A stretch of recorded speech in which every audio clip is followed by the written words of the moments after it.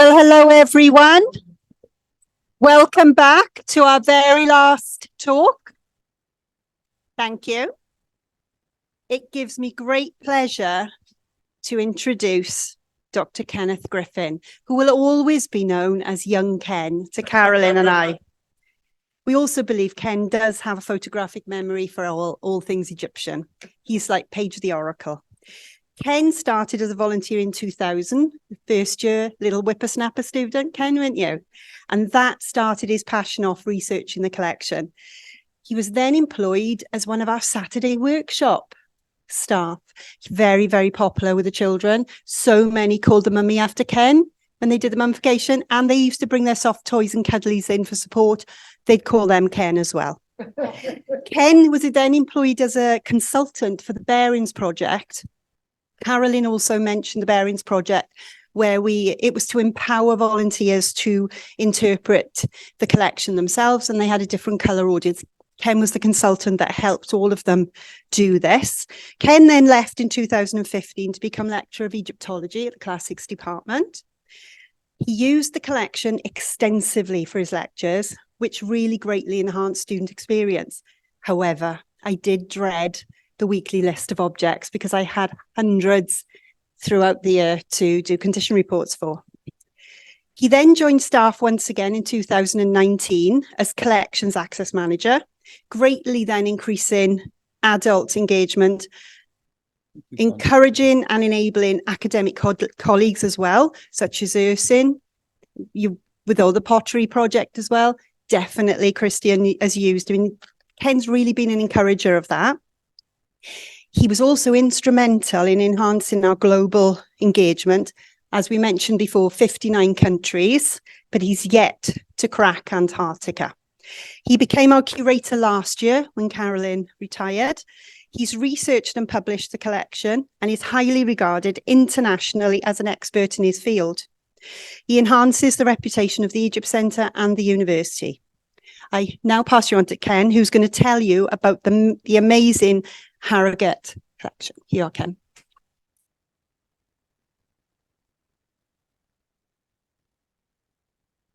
Thank you very much, Wendy, for that introduction. Just double checking, all okay, sound-wise. So my presentation today is called Rediscovering Egypt, the Harrogate collection in Swansea. Rediscovering Egypt is the name of the project which we come up with for the collection of objects which are currently here in the Egypt Centre on loan from Harrogate Museum. It might seem a little bit of a strange thing. Why do we have objects from Harrogate here in Swansea? And the collection itself, of 813 objects that came here to Swansea, some of them were displayed in the Royal Pump Museum in Harrogate. This is a photograph that you can see of the museum, a fantastic looking building, and that it was nice to kind of exterior of ago when I visited Harrogate.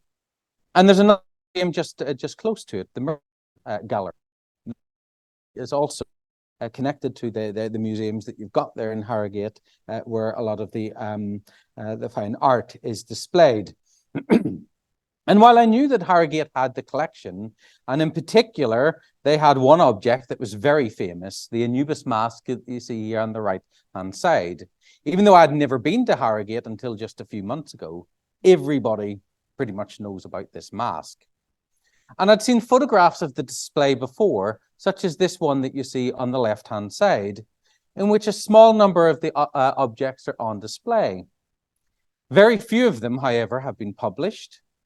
There is a statue or a Shabti of Henatawi, which was published in Egyptian Ancient Egypt magazine several years ago. But it was certainly a collection that desired a lot of research.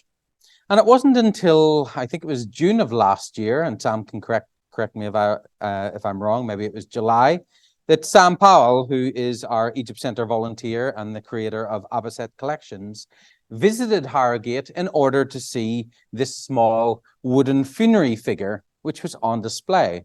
This, of course, being part of her PhD research, which she briefly mentioned when talking about the Abbaset collection a little bit earlier. So while we also have to thank Sam for her visit to Harrogate in order to see this figure. We also have to thank this lady here on the left-hand side, because if she wasn't in Harrogate, then the collection that I'm going to be talking about today wouldn't have made its way to Swansea. And this is a photograph of Sam, which we took yesterday just to show her with the figure, which we put on display yesterday afternoon. So there was a lot of things that have been launched and will be launched in the next 45 minutes or so around the Harrogate collection. This is one of the objects that we did put on display in the votive offerings case that we have downstairs, or the provisions for the dead case that we have. So she is on display next to another figure from Beni Hassan. So although we don't know which tomb this figure comes from, we do know that it's coming from Beni Hassan and was part of the Kennard collection, which Sam mentioned very briefly. It was during Sam's visit to Harrogate, as she mentioned earlier, that she discussed the Egypt Centre collection with the curators in Harrogate, the object-centred learning approach that we take, the online courses, and of course the online collection catalogue that we have for the Egypt Centre collection. And this really attracted the curators at Harrogate. And May, who is just sitting there, and I'll call up in just a second, came to visit us in September, I think it was, last year, in order to see the Egypt Centre as the collection, the galleries, but also our storage. Did we have the capacity to potentially take this collection of 800 plus items on loan for a period of time in order to undertake research on the collection? Fortunately, we passed the test. Unfortunately, we also passed all the paperwork involved around loans, which took even longer. And it was quite frantic, to be honest, at the end, because we were getting into February time and we were thinking, is everything going to be done? All the documents signed, etc., in order to allow the specialist transporters to come to Harrogate and to pick everything up. And here you can see some of the objects that are being unloaded at Swansea. In particular, that you can see that this object that's inside the case there is particularly large. And it is a large coffin, which I won't, well, I'll show you a picture coming up on the next slide, but I won't be getting into that one in detail. It's currently in storage at the minute at the Egypt Centre here. But the van that you see was pretty much chock-a-blocked full of objects that came here to Swansea as part of a 3-year project, which we've called Rediscovering Egypt. The idea being that the collection will come here and it will be researched not just by the curatorial staff at the Egypt Centre, but also colleagues in the department, such as Christian and Urson, who's working on the Cypriot material, and the students as well. We've integrated this collection into student teaching, student handling sessions, and of course, the SUP project, the Swansea University Pottery Project, which Christian already talked about earlier.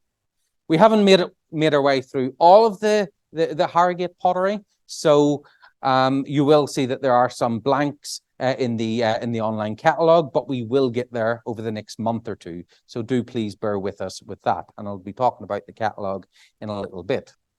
This is the coffin the day that it arrived, and as you can see, we are pretty happy that this coffin is here, as it's now on the shelf. And it is still on the shelf there, but it's a fantastic coffin that we've got here. As I say, I won't go into that in any great detail. But as I say, the star of the attraction was certainly the Anubis mask, which you can see just being unboxed here for a few photographs that were taken by the media. I think it was the following day, was it? A couple of months later, I can't remember now when we did that one. It's all a bit of a blur now. But of course, this collection couldn't have come to Swansea without the collaboration of Harrogate Museums, and especially to May Cat, who I would like to invite up just to say a few words. So you can clip it on or you can hold it, entirely up to you. A couple of minutes. Thank you. I'm not too sure about that picture behind me. But this project has just been so good for us, really, in many of the ways that we've heard about throughout today. as a civic museum collection owned by a local authority, we've never had that specialist knowledge that we've been able to access information on the things that we have. We don't have enough storage space. I remember when I first came and I said to Ken, do you have enough space? And then he showed me the store and it was so luxuriously empty. I was like, right, book the van, it's coming down, it's brilliant.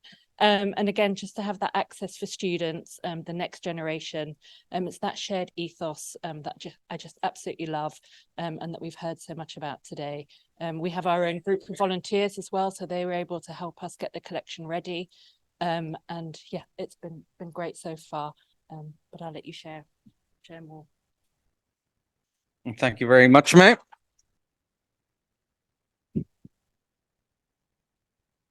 Okay, so of course, Harrogate is one of many museums throughout the UK, over 100 who have Egyptian collections. Some may only have a handful of objects.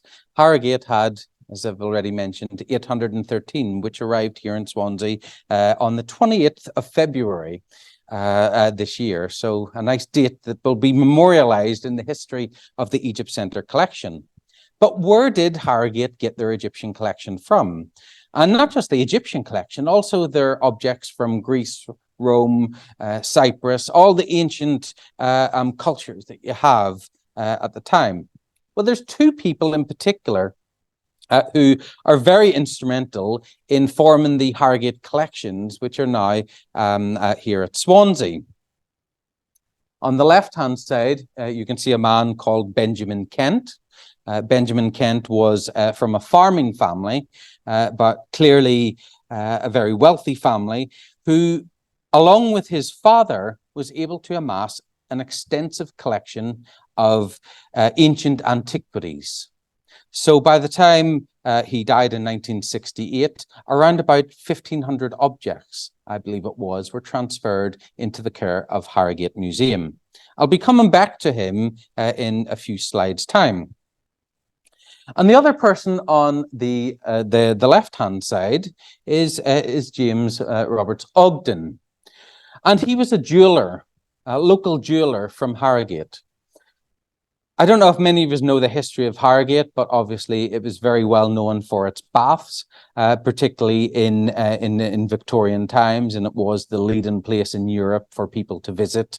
And of course, the royal pump houses associated with the baths that you've got there. So to open a jewellery shop in Harrogate was obviously something important when you do have a lot of wealthy people who are visiting the town and especially to visit the baths.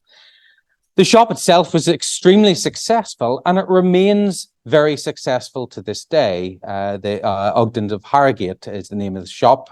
They're very supportive of the museum, as I'm sure May will be able to say, and some of you may even have seen them in the news just several weeks ago for a new exhibition that they put on inside their jeweler shop related to Tutankhamun, because James Ogden actually did a lot of work on the gold and metalworking from the tomb of Tutankhamun. So he was very close to Howard Carter and other archaeologists, which I'll mention in just a few minutes.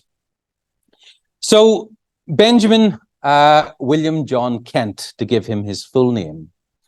As I say, he wasn't the only collector in the family of these objects. He inherited his love of collecting from his father, who in turn seems to have inherited it from his father. So you've potentially got 3 generations of Kents who were collecting objects at auction, through archaeology, from visits to sites, etc., building up this massive collection. And they lived in this house that you see on the left-hand side there, which is called Tatefield Hall in Harrogate, or just outside Harrogate. The father was called Bramley, so Bramley Kent was the original. He died in the 1920s, and then his son took over the collection until he died in 1968, when, as I say, the collection went to Harrogate. And if you see old archival photographs of the house, it just gives you a little sense of what this was like. This was no ordinary house.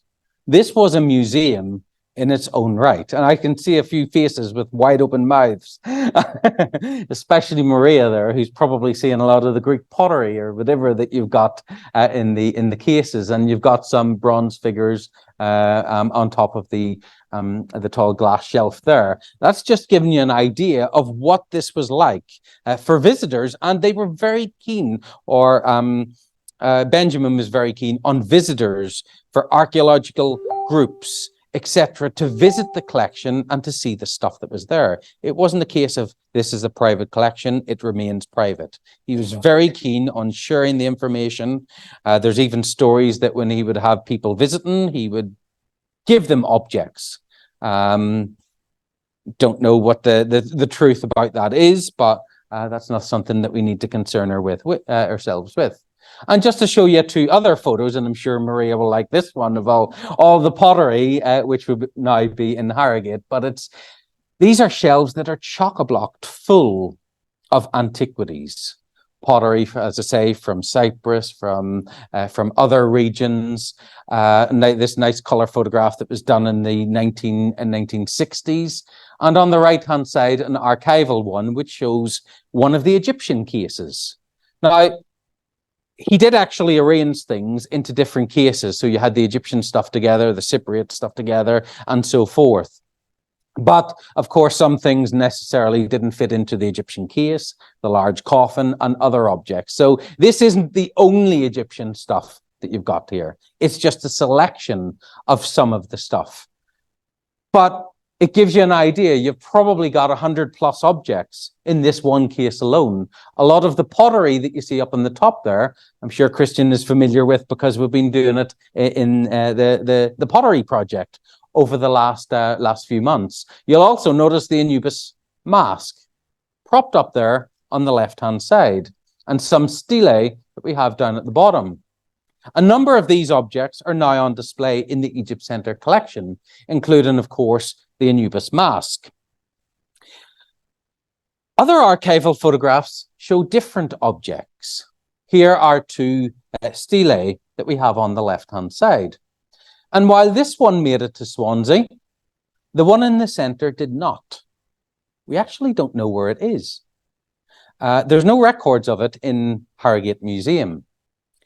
I did hear a few weeks ago from a colleague that apparently the people who live in Tatefield Hall now, just a few years ago when they purchased it, there were still objects that were located in the barn. I don't know if this is one of the objects. I'm kind of almost curious as to whether he was potentially even buried with this as a gravestone, given the size of it. We've never visited the grave of Benjamin Kent, but it is substantially big, much bigger than the other pieces.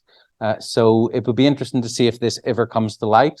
As I say, the two stelae that you've got there, and then you've got a number of pots in the background, including this head, which is also now in Swansea. The archival photographs, and some that seem to have been taken by Kent himself, are quite useful in seeing some of the objects, particularly as they often differ from where they are today. Take, for example, these terracotta figures up in the top left-hand side. They all have bases. Those bases are no longer associated with the objects. And while sometimes that's a good thing, because the bases can often be a little clunky, you'll notice that some of them have numbers on the bottom of them. And this is a particular type of label which is associated with objects from the collection of Hilton Price. So even though we may not be able to necessarily read the numbers that you've got on that photograph, it's quite useful because they tell us that they come from the Hilton Price collection. And Hilton Price's collection has been published in numerous 2 volumes, extensive collection of over 5,000 objects. And you just need to go through his books to see drawings of these figures, which tell us that they're coming from various places, such as Bubastis or from the Fayum. And then we start to put a provenance associated with these objects. They're no longer just terracotta figurines, but they have somewhat a bit of a context. And in the central image that we have here, we've got 11 fragments of stone, which are coming from Flinders Petrie's excavations at Tel El Amarna. I'll be coming back to Petrie in the next slide. And there's another piece which is up here of a stela. It took us a while to actually be able to identify that piece because we knew that there were 11 fragments from Amarna. What was that other one that we had there? You can see that there's lots of shapties, of course, some pottery, some canopic jars up in the top here. And I should point out that this one I haven't been able to identify yet. So whether that's still in Harrogate somewhere in one of the boxes, or maybe it was an object that he gave away. We know that he sold some objects in the 1950s. So it could have been that it wasn't no longer part of the collection in the 1960s when it was given to Harrogate. You'll also notice these shapties have labels associated with them. These labels are extremely useful, especially when they're still associated with the objects today, because Kent, and probably it was both father and son, produced a manuscript, the Kent Collection Catalogue that we have here, containing over 900 objects, around about 900, and I think it's 77 objects, which are listed in this manuscript, giving us the details of where the objects are coming from in many cases. So you can see here, we have a tall vase. It's got the Hilton Price number and it says Hilton Price Private Collection. It also gives us the lot number.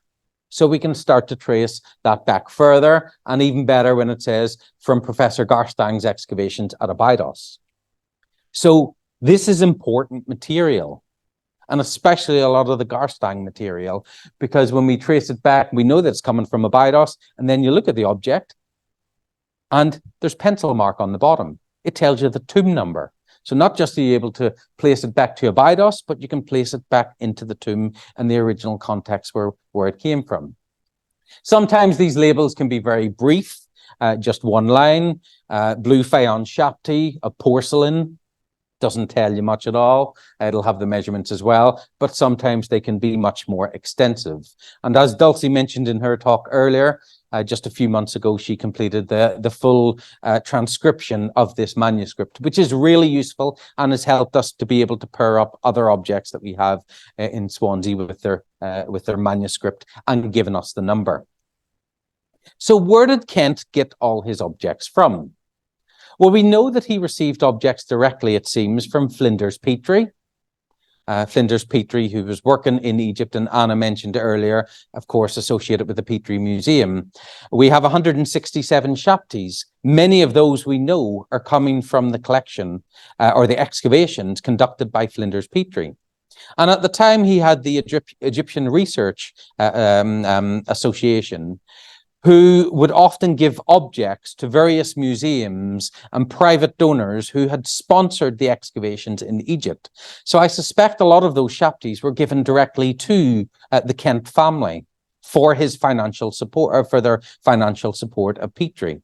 And likewise, the photographs of Amarna, they're not listed in the manuscript as coming from a particular sale, but instead it simply says from the excavations of Professor Flinders Petrie, which seems to suggest that they received them directly from Flinders Petrie. Others, as you can see from the images here, were purchased at auction. And thanks to the documentation that is held in Harrogate, we're able to see the people that he purchased the objects from. In the center, we have J.E. and E.K. Preston. They are local dealers who are based just around the corner, actually, from where the Royal Pump Museum is located today, or at least they were 100 plus years ago. And you can even see their address that you've got up there, 37 Promenade Square, and then they have 28 Montpellier Parade. And you can see that it's actually signed on some of them as to B.B. Kent that we've got up there, who is Bramley Kent. So this is the father who is buying the object in 1914. What we don't know, and probably which is going to be impossible to really say, is when did his son, Benjamin, the main one who transferred the collection to Harrogate Museum, when did he start purchasing objects? Was it mainly Bramley who collected them, and then you just had a few after his death? I think it was in 1922 or 23 when Benjamin started purchasing objects. We certainly know Benjamin was getting objects in 1930. So the collection was still expanding. So that gives us an idea of who these network of people are. And keep in mind this J.E. and E.K. Preston, because I will be coming back to them in just a second. One of the questions that was brought up earlier was using, and I think it was during Anna's talk, using archival photographs, auction catalogues, to potentially see objects that you have in the collection today and to trace them back to where they come from. Sometimes you have an object. I'll just use this as an example here. We've got stela in the Harrogate collection. We may not know where they're coming from. And then we come across this plate and you see the exact same stela and you know that they're coming from the Restaffiel 1906 sale. You can then look in the 1906 Restaffiel sale and he tells us stela found in the neighbourhood of Thebes, which has given us a little bit of a provenance for that. What we have on this slide, and what's really good about Restaffiel's catalogues, is that he did take a lot of photography. It's quite unusual for auction catalogues at this time. So we've got a plate which is made up mainly of stela, with the exception of this object. What's really fascinating about this, and as many of you know, I'm really interested in the Restaffiel collection. So I've been trying to trace where a lot of his objects have been dispersed over the years. This is the photograph in the 1906 catalogue. This is it overlaid with the pieces. What's really fun, the four on the left-hand side are from the Harrogate collection. The large one in the centre is from the Egypt Centre collection. The one at the top is from the Egypt Centre collection. And the one on the far right is from the Egypt Centre collection. And then the one in the real centre there with the number 87, that's the one that's missing. So really, from this plate, almost all of the objects are now in Swansea, from both the Egypt Centre collection and the Harrogate one. It's quite amazing that you can actually see the links between the two collections, Harrogate and Swansea. They may be many miles apart, but there are these really fantastic links. And as I say, there's the one in the centre, which is currently missing somewhere. Since the collection arrived here in Swansea, we've been conducting a lot of research into trying to trace where these objects come from. I'm really interested in object history. One of the really fantastic objects I think that we received is the Shapti of Seti I.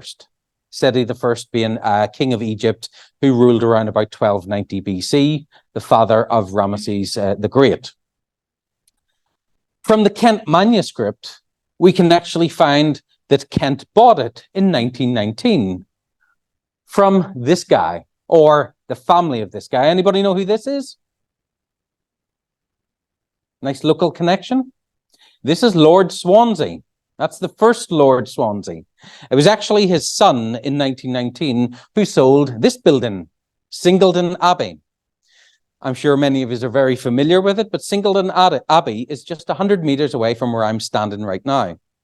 So here we are 104 years later, after the Shapti was sold, that it's now back in Swansea and is on display just 100 meters away from where it was originally seemingly displayed above the mantelpiece.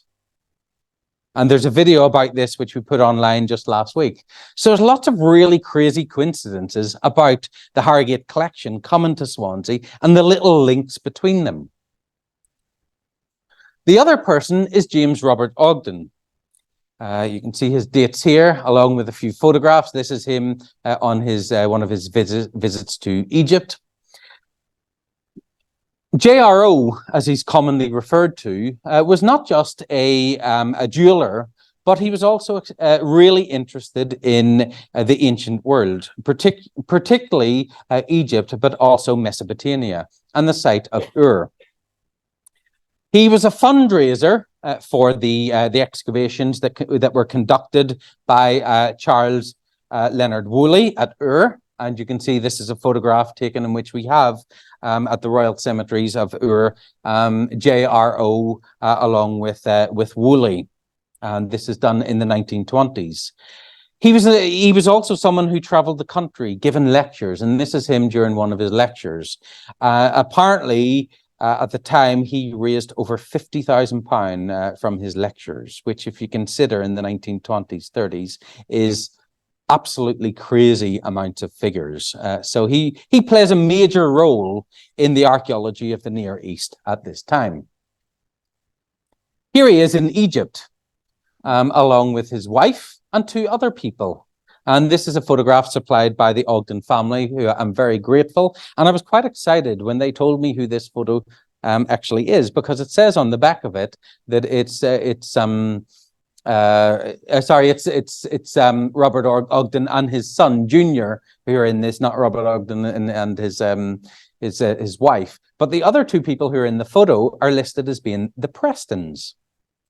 So is that the Prestons, the 2 dealers from Harrogate? I'm pretty convinced it must be, given the fact that they actually had houses just 100 meters apart.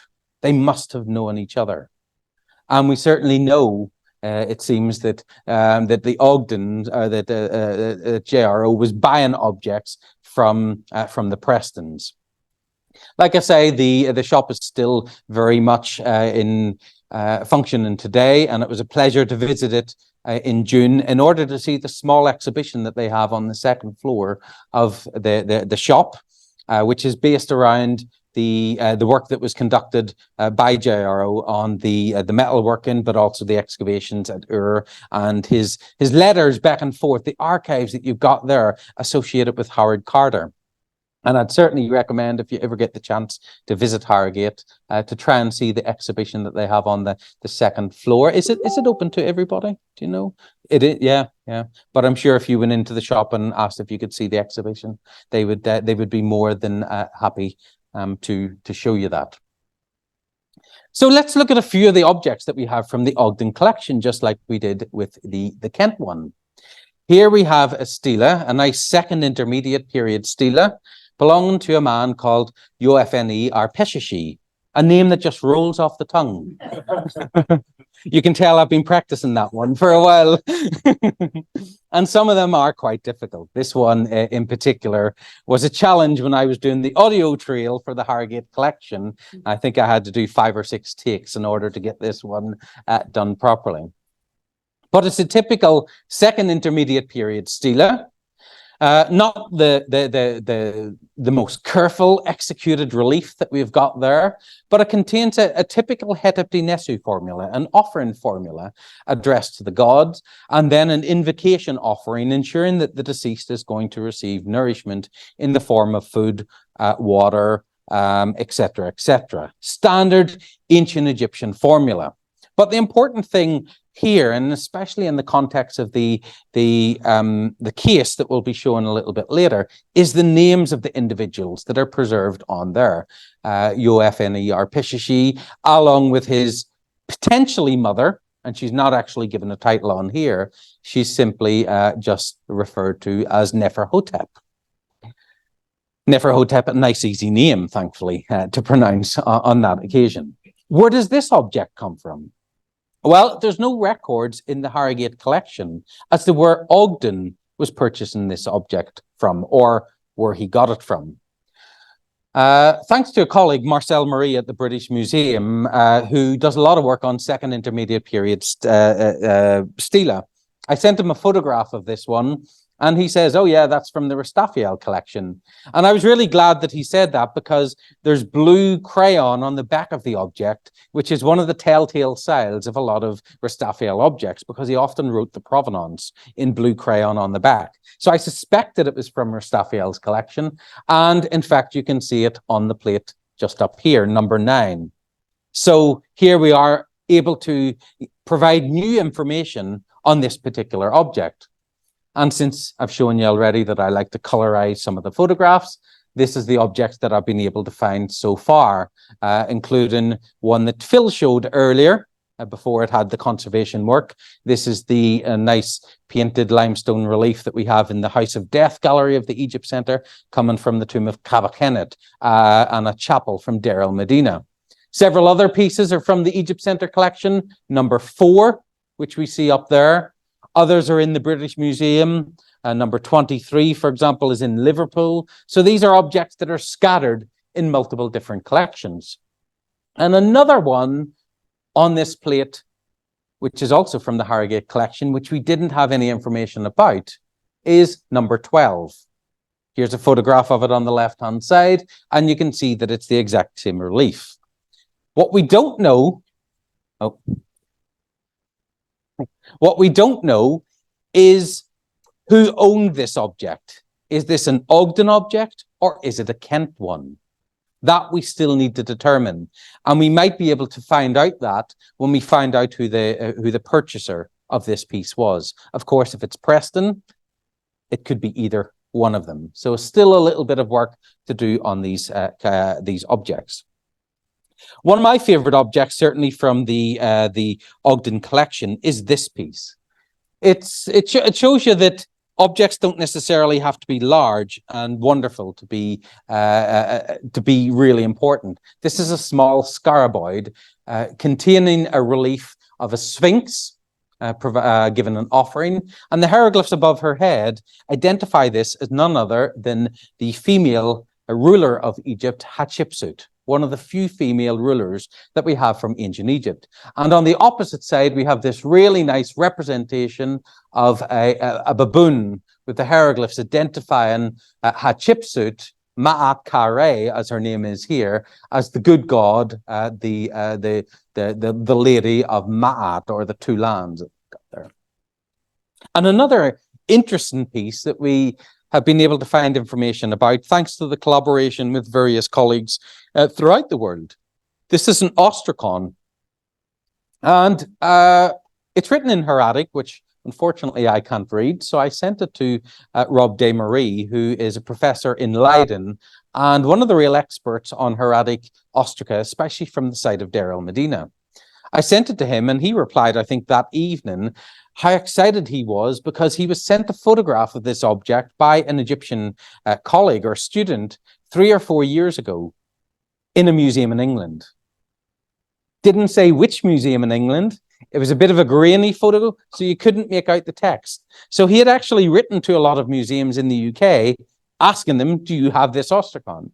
None of them had it. So when I sent it to him, he was really excited. And he was able to tell us that this was written by a man called Nakdamun to his brothers, Kai and Baki, well-known family from Deir el-Medina. And it concerns their ill father, Nebre. Nebre is ill, and he's asked for some goose fat, which apparently is very good for your chest, to rub on your chest, which I didn't know. If anybody wants to test it out, do let us know whether it works. But he's asked for some goose fat, and then the letter ends. So you can assume that the goose fat was delivered to the house. It was given to Nebre, and probably he gets better. Well, fortunately, we have another ostracon, which is in Berlin Museum, which Rob de Marie was able to tell us. And it's a follow-up letter, probably the next letter to this piece. And it says, please, can you send more goose fat? Because unfortunately, the cat has eaten the last batch. And that's true. So it's telling us a little bit about the daily life from Deir el-Medina. So it would be fantastic at some point to maybe get both of these ostraca together. Rob de Marie is going to publish this piece as well. So, and we'll be able to make it available to a wider group of people. Fantastic. Another real link that we have with Swansea is this Shapti, which was part of the Ogden collection. The inscription on the front tells us that we have the Osiris, the god's father of Amun, a very common title, and then the name Padi Amun, the justified, or rest in peace, the equivalent down the bottom. Shapti figures, for those of you that may not know, are often referred to as being servant figures that were placed in the tombs in order to do all the work for the deceased in the afterlife. But at the same time, they're also the embodiment of the deceased. In this case, Padi Amun. This is a representation of him. When I saw this Shapti, I immediately recognized it as being something very similar that we have in the Egypt Center collection. This one, also inscribed for a man called Padi Amun. The difference in the inscription is, because this is an overseer and he's wearing this projecting kilt, there was less room available to include his title. So we knew nothing about this guy until we received the piece from Harrogate, which shows you that the Harrogate loan coming to Swansea has helped us to understand our own collection in Swansea better. Vital for us, of course. So it's nice to see them together, probably for the first time in 100 years. What's also really, really cool to see is the production that you've got of this Shapti, the one on the right-hand side, AB 111, which was a gift that we received from Aberystwyth Museum over 25 years ago now. If you compare the two Shaptis, you can actually see that the projecting kilt here is an addition. So this was a worker Shapti, which was produced in a mold, and the person who produced it has simply just added an attachment to it, rather than creating a separate mold for the overseer. So really nice to see the techniques there. And then there's this piece. It may look a little bit grotty. It's from the Ogden collection, and it's a fragment of a wooden coffin, which has been mounted onto this board. There are hieroglyphs here in columns, and there's a figure who, of course, can't be identified because we've just got the lower part of it. It was a Friday afternoon at 3:55, and we were packing up, getting ready to go, and Meg was like, hurry up, it's time to go. And I said, I just want to look at this fragment because it looks very familiar to me. So I was looking at it, and in particular, the paleography and the layout of the hieroglyphs, the different colors. And I thought, we've got a piece in the Egypt Center that looks very familiar. So I got that piece, and lo and behold, it actually joins with the Harrogate piece. So here we have two fragments of a coffin, which have been separated by hundreds of miles and 100+ years, which actually go together. The piece in Swansea is much more colourful. I don't know whether it's been conserved at some point. We're hoping, Phil and I, that we can get a conservation grant in order to do some work on the Harrogate pieces, including the bottom one, which might actually reveal the inscription a little bit more. Perhaps not to the state that you've got at the top there. No pressure, Phil. But what's really exciting about this piece here is that we actually have information now. We've got this figure. Who is it? Well, thanks to the hieroglyphs, we can say that it's the goddess Nephthys, because her name is written there. I'd always been frustrated about our piece that we have here in the Egypt Center, because it contains partial names. The beginning of names, but not the ends. Now that we're able to put both of these pieces together, and it was quite difficult to actually read the names, and I have to thank Erhard Greffe in Münster, in Germany, for helping come up with some suggestions, particularly for the name of the mother, which we have there at the end, which, as far as we know, is the only name attested for this person. So we can now say that this is a coffin belonging to a man called Usermes, who we have here, whose father was called Horinta Abiat, and whose mother name was Shepin Henetaneb. And Shepet Henetaneb is a name which is otherwise unattested. But you do have Henetaneb, which is attested in other contexts. It's just the Shepen, the addition to it, but it completely makes sense in terms of the translation that you get with it. There were a lot of really beautiful Shaptis from the Ogden collection, such as the Shapti of Penegim II, a high priest of Amun at the end of the 21st dynasty of Egypt. These high priests of Amun were not just a regular priest. They weren't just a high priest of Amun, but they actually elevated their positions in some cases to become the rulers of Egypt. This one was found in the Deir el-Bahri Cache in the 1880s. So these are well-known objects that you've got, and here's the papyrus belonging to him in the British Museum.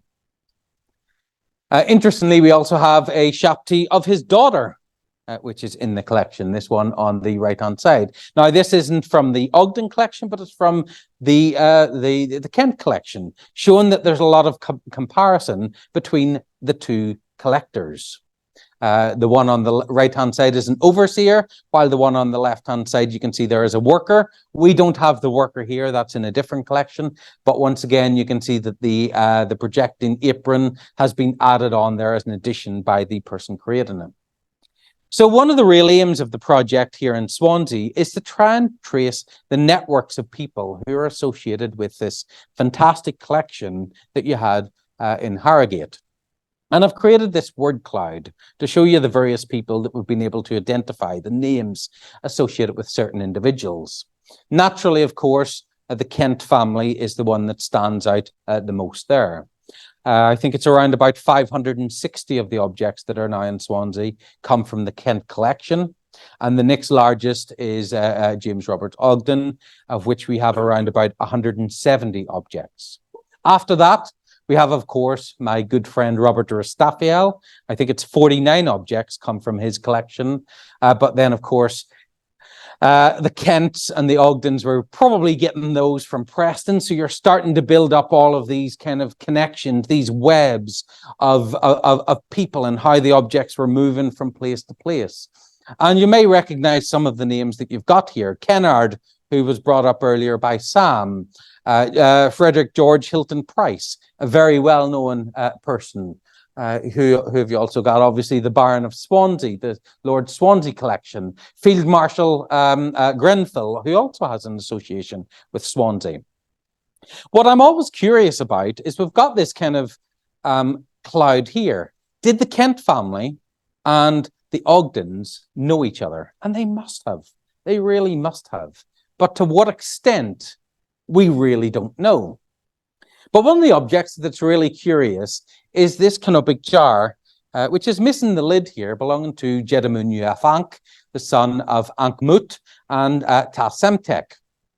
It's a really beautiful canopic jar, as you can see there, with the banded kind of lines that you've got there with the travertine and the inscription on the front identifying the titles and the name of his family. Not just the name of the owner, but also his mother and father. And John, one of our students here, he found out that there's actually one that's in Vienna Museum, which you can see here, belong to the same person. So naturally, these objects are often dispersed into different places. These are the only two jars that we have out of 4 so far. The other 2 are probably in another collection somewhere. They're certainly really nice pieces. Where are they? Who knows? But one thing to note is the really squat head that you've got there. It's not as tall as you usually expect with these canopic jars. It's quite squat.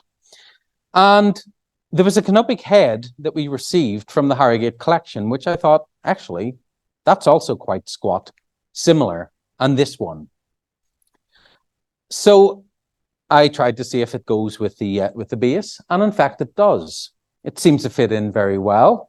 Measurement-wise, it's the exact same height as the head that you have in Vienna, including down to the internal bit, etc., that you've got there. But the really curious thing is that the canopic jar is from the Ogden collection. The lid is from the Kent collection. So why have they come from different collectors? Is that potentially a mistake in the records? Could be, but they still have the numbers associated with them, various stickers that have been attached to them. Or could it be the case that maybe, and I'm just throwing this out here, maybe it was purchased by the Prestons. The Prestons had it in their store. Somehow the lid got disassociated from the jar. Ogden bought the jar and the Kent family bought the lid without realizing that these were actually objects that belonged together. So kind of some curious things associated with that. And that brings us really to the exhibition that I'm going to be launching now. And I know that I'm talking, got a lot more still to say, but this is the Causing Their Name to Live, which is the first of 3 exhibitions that we're going to be doing here in Swansea, based around the Harrogate collection. And Sam, if you want to post into the chat as well, this is a little booklet that we produced on the collection. Everybody that's in the room here in Swansea has received a copy of that, highlights of 30 objects that we have. And for anybody that is joining us online, you'll be able to download a copy of it for free. So a nice PDF giving you some details about the collection. We hope, of course, that some of you will be able to come and visit and see it. Why have we called it Causing Their Name to Live? Well, it really takes inspiration from a common vivification formula that you find in Egyptian monuments, on statues, stelae, and other objects, where the Egyptians believed that to speak the name of the dead is to make them live again. So, for example, and I'll just read a few things out here, the autobiography of Montuhotep. He requests on his stela, "Anyone who shall remember my good name, I will be his protector in the presence of the good God." So he's requesting people to remember his name, not just his name, but his good name. And another official called Intef says that he talks about hiring a lector priest in order that my name would be good and that so that my memory would last until today. And that's the purpose of a lot of these objects that we have in museums today. They're to memorialize the people associated with them. And so it made common sense, actually, to have an exhibition called Causing Their Name to Live, because that's, again, one of the purposes of the collection being here in Swansea, to identify who these objects belong to.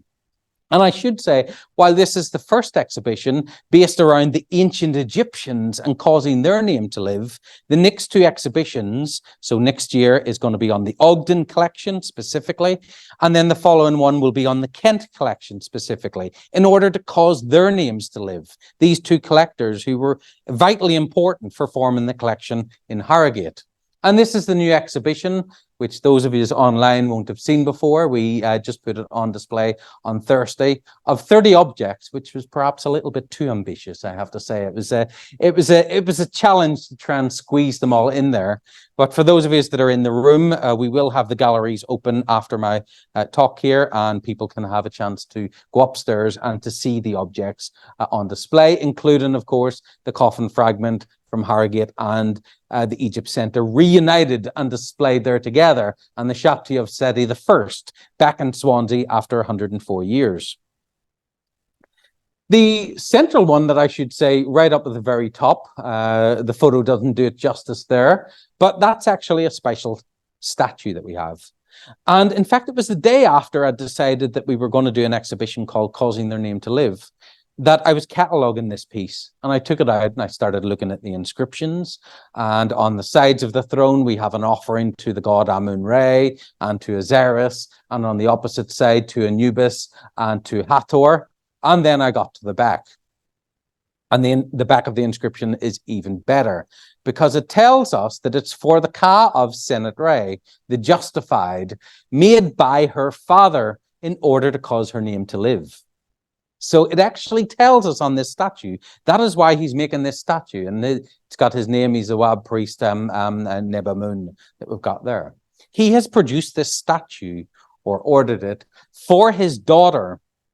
She's presumably died young, because usually the vivification formula is provided by the son for their parents. In this case, it's the father doing it for his daughter. So she may have died young, perhaps childless. Maybe this is the only statue of this woman that we have. And so by having it here, by being able to read the text, by putting it on display, we're helping to cause her name to live, to give her an afterlife, as the ancient Egyptians would have liked it. Another fantastic object that we have is this really large stela. This is one of the largest objects that we have from the Harrogate collection. And I should say the objects that I'm showing from here on are all part of the exhibition. This is a stela belonging to a sistrum player of a sistrum player of Min, who you can see on the far right-hand side. So it belongs to a female.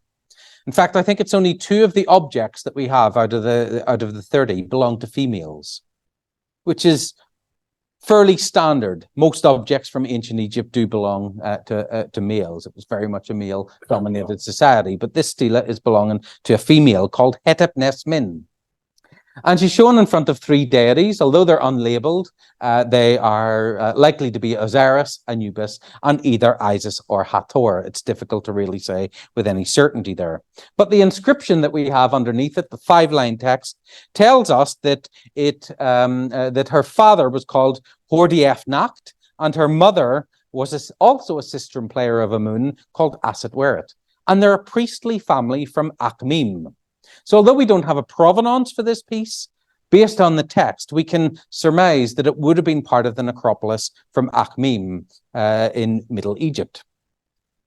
Another stela is this one, which is probably coming from the area of Abydos, based on the stylistic traits that you've got here, and it dates to the 26th dynasty. So around about 650 to 550 or so BC. And there are several other stela which are quite similar to this, coming from Abydos. The three-line inscription that we have there, although it's difficult to read in places, fortunately it does contain the name of the individual. You've got these two figures up here. Thanks to new technology such as D-Stretch, I was able to bring out the inscription a little bit better and to show us that the two figures that we have there are a father and son called Padiamun, who's at the front, a very common name, and Harsiasi, his father. Unfortunately, it doesn't give them any titles, so we can't really put them, give more information as to who these individuals were. What we do know is that Kent purchased this in 1912 from the collection of Leitner, who was well known in the region, and actually quite closely associated with Woking, who Dulcie was talking about earlier. He apparently got it from the collection of a Professor Lanzoni. And it says Professor Lanzoni's excavations in 1842. Well, I've been searching and searching and searching and can't find any Professor Lanzoni working in Egypt in 1842. I think the date is possibly a typo, and it's perhaps 1972 or even 82, because there is a Professor Lanzoni associated with Turin Museum, but he would have been 5 years of age at the time of 1942. So I think it's very unlikely, but again, that would be nice to kind of trace it back. We know that Lanzoni was actually buying objects rather than excavating objects from Abydos. So perhaps a connection that we've got there. It's not just pharaonic monuments that we have, but we've got this really nice Greek stele that we've got here with the five lines of text, which says, there is one God who helps Ammonius. So we've got the name of the deceased here, Ammonius. This is one of the ones from the Restaphiel collection, all of which have names or partial names on there telling us who they are.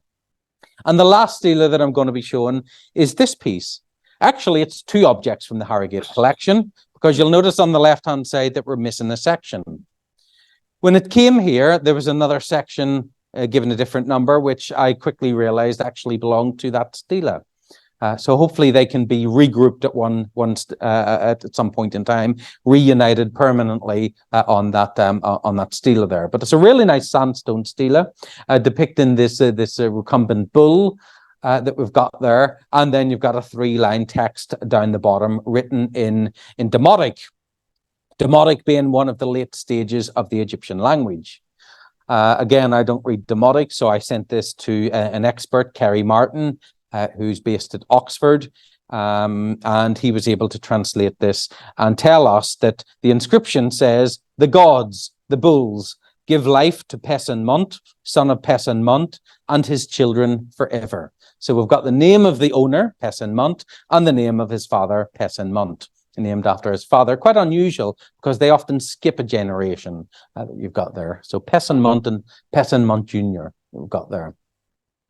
The fact that we've got Mont in the name, which is the god Montu in Egyptian, which would suggest that the bull that we've got here is none other than the god Montu, which fits in with the double-plumed headdress that we've got there. So that might suggest that we've got a provenance of Armant, where the Bucus bull would have been worshipped in the form of the god Montu. And what I have been able to find is that this is from the 1913 seal of Robert de Restaphiel, based on the description, which clearly matches this in the seal. Many of you will be familiar with the large monumental scarabs associated with the pharaoh Amenhotep III. These are commemorative scarabs that were produced for various events, such as his wedding to Queen T, or this one, which was to commemorate the fact that after 10 years of rule, he was able to slaughter just over 100 lions. So it's actually written on here the amount of lions that he killed in the first 110 years of his reign. It contains the name of the king, but also the name of his wife, Queen T, as well. There's lots of Shaptis from the collection. We put 11 of them on display because although Shaptis are often overlooked as an object, they're some of the most important objects that you can get from pharaonic Egypt, because they often contain the name of the individual, the mother, the father, the titles, that we can build up such a picture around them. And sometimes it's only Shaptis that survive of that burial equipment. For example, we have a Shapti in the Egypt Center collection belonging to Kedmarut. She's only known from her Shapti figures, so they shouldn't be overlooked. So to give you the names of a few people that we've got here, and I realize I'm running out of time, so I'll go quickly. We've got the god's father and scribe of the Temple of Amun, Horam Kebi, on the left-hand side, and the chief of the doorkeepers, Kai, his name, which is running down onto the end. So far, this is the only Shapti of Kai that I am aware of, so we're hoping that others might emerge now that the collection is online. Our two Shaptis here. On the left, we have the scribe of the Temple of Mut, Nessi Pernub, and that's a Shapti that comes from the Bab el Gassus excavation, which Meg mentioned earlier, in 1891, from the priests of Amun Cache. On the right-hand side, we have the god's father and the scribe of the Temple of Khonsu, Nesamun. And we know that this was excavated in Cemetery E within the North Cemeteries at Abydos during the 1899 to 1900 season. So we're giving it a context again. Two Shaptis that we have here. The one on the left-hand side is particularly well known. Anna was very excited when she seen this yesterday because this was excavated by Flinders Petrie at Hawara. And they're some of the finest statues ever produced during the 30th dynasty, around 350 BC, for the priest of Neath, Haruja, who is whose mother is called Shedit. So we've got the name of the mother and father. And on the right-hand side, we have an overseer of the army or general of the army, Padihor Mpe, and then the name of his mother at the end there, Nate Mhat. So not just the name of the owner, but his mother as well. We have 3 funerary cones. This is an object type that we didn't have in the Egypt Center collection previously. So it's nice to display these. These 3, the top left belongs to the child of the Cap and the overseer of the Wab priests of Amun, Nentawer F. And the one in the top here, to the top right, is the chief of the weavers, E. And the one on the bottom is the prophet of Montu and the secretary of the king, called Hor, who lived during the 23rd dynasty, and often referred to as dark period of Egyptian history. There's a lot of confusion around here. He seems to have served under a king called Shishonk V, whose cartouche is written on that actual cone. We have 2 stele fragments, both belong to a man called Amenemhat, but probably not the same Amenemhat. It's a very common name. But fortunately, we've just got this little bit that survives where we've got his name, Amenemhat, actually written Amenemhat without the M. They've omitted the M there, which is often a common way for writing the name. And the more colorful stele that you see in the center, not only does it contain the title, the scribe of Amun, and then, the scribe Amenemhat, and then you've got his wife, Nibu, that you've got there. Coming towards the end of the presentation of objects, we have this very unusual double statue that we've got here. And Anna was quite interested in this yesterday, and she was thinking, is that real? Is it genuine? And when I first saw it, I have to admit, I thought, is that genuine? I wasn't so sure. And looking through the catalogue from the Kent manuscript, there's an annotation written in pencil, fake, ? Is it a fake? Thoughts? Hands up if you think it's a fake. Nobody wants to say. Few people, almost. Well, in fact, it was excavated, we know, in 1898 to 1899, just outside the tomb of Jehuti, Theban tomb number 11, during the excavations of the Marquis of Northampton, undertaken by Spiegelberg and Percy Newbury. And you can see photographs of it here on the left-hand side and the reverse of it there, the way they've just kind of done the photographs here. So it was published over 100 years ago, but it made its way into the Kent collection. We know that Kent purchased it in 1918 from the collection of Robert Coltman Chapman, who was quite a well-known person. So we're starting to be able to recreate the history here. What's really curious about this piece, and still needs a little bit more work, is that this object used to be in the Cairo Museum, and it was actually published in the early 1900s with the Cairo Museum number. So what has happened in the first 18 years of the 20th century? Was this object sold by the Cairo Museum, as we know that they were doing at the time? I'm still, I need to get in contact with a colleague in Carrow in order to check the registers to see if it gives any details as to when it was sold, so that we can recreate the story of this object. But importantly, going back to it, it does contain the name on the back of two people who are referred to as the Child of the Cap. This is a title. It's often referred to as being a type of nursery, which members of the royal family were associated with. It's a style which dates to the 17th dynasty, which is why it looks somewhat unusual. And then we have the name Teti Saneb. The name on the other side begins Teti, but unfortunately it breaks off here. So we don't know what the name of that person might be. Who are they? Are they brothers? Are they twins? We just don't know. And the last object I believe that I've got on here is this papyrus fragment. In fact, it's several pieces of papyrus fragment that we've got here, which contains chapter 1 of the Book of the Dead. And I'm very grateful to Andrea Kukarek, who was interested in the hieratic papyri that we had from the collection and took a look at this and was able to identify the sections from it. What she also kind of pointed out, and some of you are perhaps spotting it already, is that the fragment that we have in the lower left-hand side was actually attached upside down. And the papyrus is on a backing board. So she's photoshopped it here on the right hand side, where you can see that it's been flipped the right way up. So it's almost in the right position. It's just needs to be rotated 180 degrees, which is something we can hopefully fix soon. A lot of the work on cataloguing the objects that we have here in Harrogate couldn't be done without the support of various colleagues, students, etc. And here you can see one of our excellent, former student, I suppose now, Erska, who recently completed her PhD on amulets in the Delta region and had catalogued all of the Harrogate amulets that we have, over 100 or so. And here she is working on a stone vessel from the early dynastic period. So we're very grateful to Erska and others who we really rely on heavily.